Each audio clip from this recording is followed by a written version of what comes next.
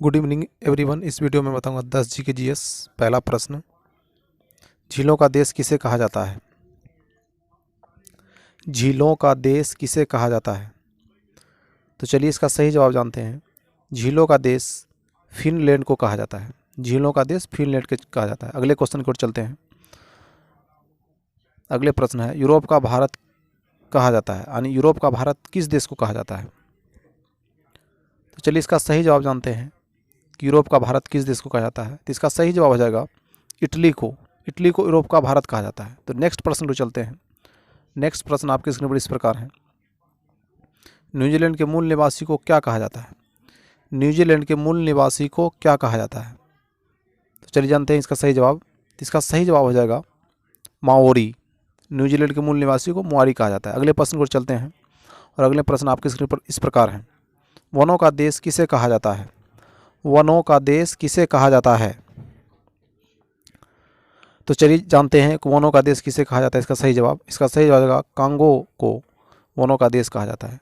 Congo देश को वनों का देश कहा जाता है। तो नेक्स्ट प्रश्न को चलते हैं। नेक्स्ट प्रश्न है, फैशन की नगरी किसे कहा जाता है?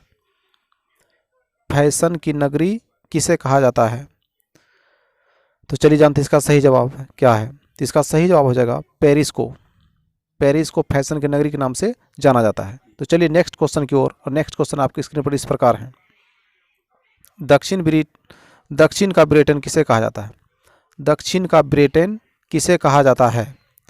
तो चलिए दोस्तों इसका सही जवाब जानते हैं कि दक्षिण की ब्रिटेन किसे कहा जाता है। तो इसका सही जवाब होगा न्यूजीलैंड को दक्षिण का ब्रिटेन कहा जाता है। तो चलिए दोस्तों अगले प्रश्न की ओर। अगले प्रश्न आपकी स्क्रीन पर इस प्रकार है, ऑस्ट्रेलिया की खोज किसने की थी? ऑस्ट्रेलिया की खोज किसने की थी? तो चलिए दोस्तों इसका सही जवाब जानते हैं कि ऑस्ट्रेलिया की खोज किसने की है। तो इसका सही जवाब हो जाएगा जेम्स कुक ने 1769 ईस्वी में ऑस्ट्रेलिया की खोज की थी। चलिए दोस्तों अगले क्वेश्चन की ओर। और अगले क्वेश्चन आपकी स्क्रीन पर इस प्रकार है, यूरोप का खेल का मैदान किसे कहा जाता है? यूरोप का खेल का मैदान किसे कहा जाता है? तो चलिए दोस्तों इसका सही जवाब जानते हैं। तो इसका सही जवाब हो जाएगा स्विट्जरलैंड को। स्विट्जरलैंड को यूरोप का खेल का मैदान कहा जाता है। तो चलिए 90 नंबर के प्रश्न की ओर। 90 नंबर के प्रश्न इस प्रकार हैं, कील नहर किस देश में स्थित है? कील नहर किस देश में स्थित है? तो चलिए दोस्तों इसका सही जवाब जानते हैं। तो इसका सही जवाब हो जाएगा जर्मनी में कील नहर स्थित है। तो आज के अंतिम प्रश्न आपके स्क्रीन पर है, मकर रेखा 2 बार किस नदी को काटती है? मकर रेखा 2 बार किस नदी को काटती है?